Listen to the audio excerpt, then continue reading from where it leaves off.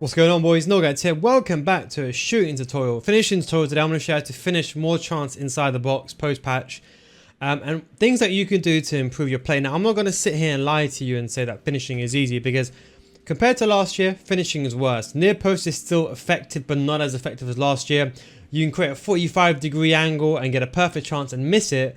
And you can do a first touch. You can take a shot first time and not score. There's 3 key tips that I'll tell you though this year. Creating a 45-degree angle, where it worked last year, for example, you're going to see in this clip, it does work. It's like here, I create the angle towards goal. I create the 45-degree angle. Then I take a shot towards goal. It's not guaranteed. So I still fake shot around the goalkeeper just because of the way the game is. The second thing you got to remember is goalkeeper movement is rampant this year. Probably the most easiest thing and ways to save it. A lot of elite players are doing this. If you're in the elite division, you will know what I'm talking about, especially in Division 1 and 2. But even if you do get a chance towards goal, which is not too far away, your opponent moves the goalkeeper and the goalkeeper saves it. Now, people keep saying goalkeepers are bad. They're overpowered in 1v1 situation. This is the only FIFA in the past 3 years. You know what this reminds me of? FIFA 20. It's so hard to score, but it's harder than FIFA 20. It's probably the hardest FIFA. It should be the easiest thing. So I don't like FIFA last year, but one thing it did last year, it was easier to score. Now it's even more difficult. So fake shots around a goalkeeper and balls around a goalkeeper are still very, very high on the list. These are going to be situations where your opponent's not parking the bus. But if you do get a situation, instead of taking a shot towards goal, my best advice is to always fake shot it or ball or pass. Because look, you see, for example, if you're over here, most of the time you can try to make a shot and your goalkeeper can save it. I'll get on to, for example, how you can increase that in a second. But the best thing to do is do a fake shot on the goalkeeper, beat the goalkeeper, and then shoot an open goal. That way you avoid the goalkeeper entirely. Now, the question you're going to ask me is, what's important for shooting? Well, the first of all is the stats. This year, there's 3 stats that are very, very important. It's shot power, composure, and finishing. All those 3 together. You see, Neymar is not as effective as he once was last year. Maybe as a cam, but as a striker, he's not. Why? He's got the composure. He's got decent finishing. Pretty good, I would say. But he hasn't got the shot power. Even when you put a hawk on him, the guy's going to lack. If you ever got someone below 90 shot power, you're probably going to miss. So you need a combination of all those 3. And that's why it's very, very important. And I think this is why it's the most pay-to-win FIFA. The second thing is a 5-star weak foot. Now, my strikers are Heung-min Son and Ben Yedder. And very, very simply because they got a 5-star weak foot. Now, you can create a 45-degree angle and you can miss chances like this inside the box. And there is no way you can explain it. And this is what's important. So when you're shooting, my best advice is, if you're running inside the box, and I'll show you some examples as well. If you want to take a normal power shot across goal. So if you're running, for example, like here inside the box, a shot across goal, I'll show you an example on either side. If you have the ball and you're running at this angle, I would say do a far post finesse shot. If you're running in at an angle. If you have the ball in this region, forget trying to do a finesse shot this way. Go for a power shot near post. And if you get the ball in this anywhere in this region over here, you could do a low driven. Now, I don't do low drivens just because I still miss a lot of my low drivens. People keep saying low drivens is the meta. It really isn't, because I keep missing my low drivens. So if someone can tell me what's the best way of doing it. But low drivens are only effective if there's no one next to you on the ball. And then the rest of the box, power shots. And if you're in anywhere in these 2 regions, I would say a finesse shot outside the box into the far corners. Now, that's the best way of scoring, I think. Now, my best advice is, you can create a 45-degree angle in this game and still miss your shot towards goal. It's the only FIFA that I've ever seen ever happen. And it's shocking, to be honest. But you can get the ball, and on the first time pass, you can bang it into the back of the net. Now, there's 3 reasons for this, I think. Number 1 is, a lot of 1v1s are getting saved because there's not enough power behind the ball. If the ball is arriving to you at high velocity, when you take the shot on the first time, the game doesn't register the goalkeeper animation straight away. If you take a touch, then you shoot, the game registers the goalkeeper animation. So that's why it's actually easier for you to score first time than it is to open your body up, create a 45-degree angle and take a shot towards goal. Ludicrous, I know, but that's just the way the game is. I just want to say, if you do want to get better at FIFA, I do have a paid, advanced, in-depth FIFA School Series. This is for all levels of those that want to improve in FIFA. This is different from YouTube videos. It's in a progressive learning system where all the videos go completely in-depth with examples and explanations. You won't find these videos on my YouTube channel, and these go beyond the scope of typical YouTube videos. They are very elaborate, in-depth videos in a structured format explaining what you need to do one by one incrementally. So come join hundreds of others in a mature audience community for those looking to get better at FIFA. Patreon.com/NealGuides. Link is down below in the description. Of course, I have all of my previous year's videos that still apply to this year, and I have new videos for FIFA 22 being frequently released, and it's already there already, and new ones coming out to adjust to the patches. It's a complete money back guarantee as well, so if you don't get better after 1 month, I'll refund your money. That is a NealGuides guarantee. Patreon.com/NealGuides. But anyway, back to the video. Now, the most important thing, as I said, is of course the angle, but we know that's irrelevant this year. But another thing that's important this year is power. Now, when you have a 1v1, you can of course try to green time your shot, but if you use a finesse shot, you don't have enough power behind the ball. So my advice is, when you have a finesse shot, do a lot more power. Now, if I told you in this situation, if I settled the ball, the same outcome would have happened. They're fixing this strong weak foot thing. Try to take a fake shot around the goalkeeper here.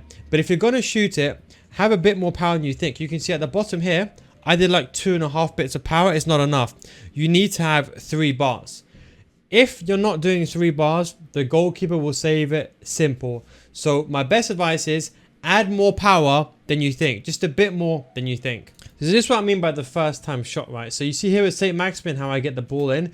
To be honest, I should have just passed the ball on the ground here. But you can see, for example, like here, when I take a touch, the goalkeeper settles and then he makes the save. Whereas if I took that as a first time shot, and it sounds logical because for me it's hard. I don't do first time shots because it makes no sense. But you can see there's a higher chance of the goalkeeper saving it if you actually take a shot.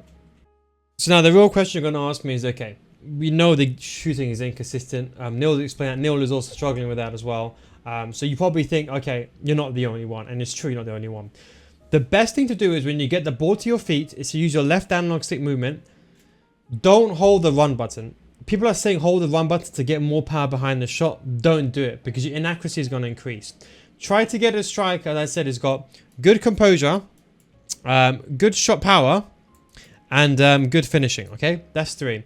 You ideally want to get someone who's got a 5-star weak foot. That way they can shoot on either foot. It's more important this year than it was last year. I truly believe that.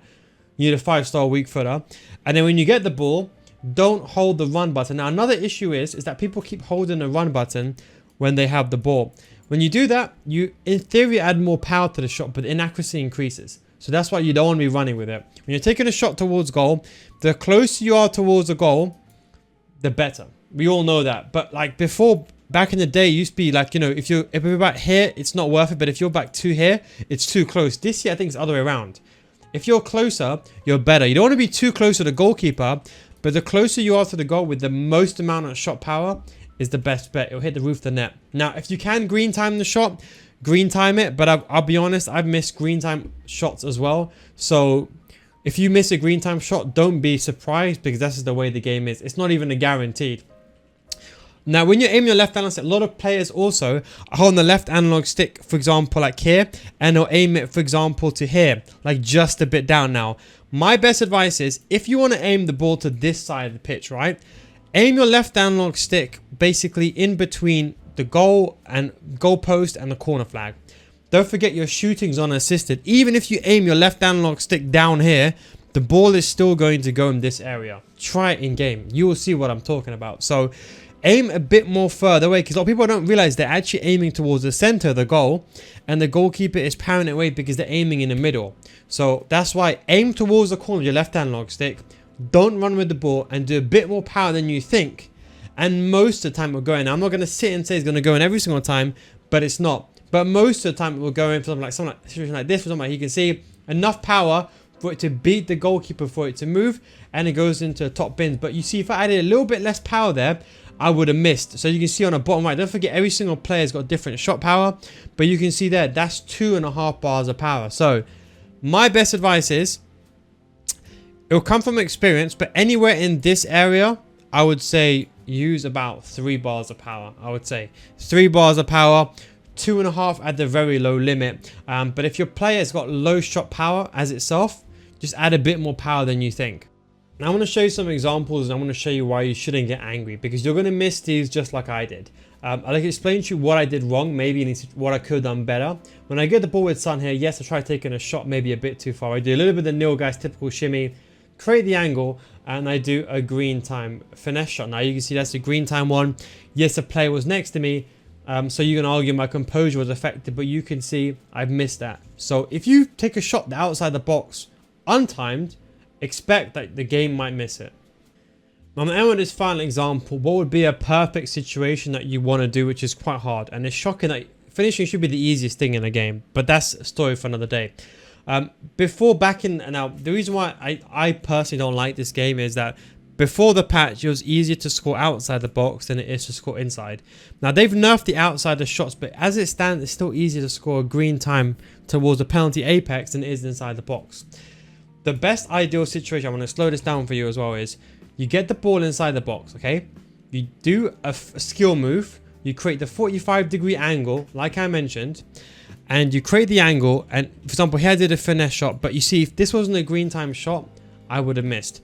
So the best thing to do is do a green time shot, because that way you get a power increase and you get an accuracy increase. If you don't do a green time shot you're going to miss. But if you can't do a green time shot, just do a bit more power than you think. In fact, go into your next game and just use a bit more power than you think, and then come back to this video and comment down below what you found out. Realistically, you're going to find that finishing is all over the place. I'm not going to sit here and lie to you. I've got some meta tactic for finishing, because I don't. Because that's not what I do. It's hard to finish this year. What I'm going to say is we're all in the same boat, so don't get frustrated. But if you want, remember the 45-degree angle, no running, a bit more power, aim a left hand on it to the corner flag and green time it, and you got your best possible chance. Anyway guys, thanks for watching. Take it easy, and I'll catch you next time. Peace out.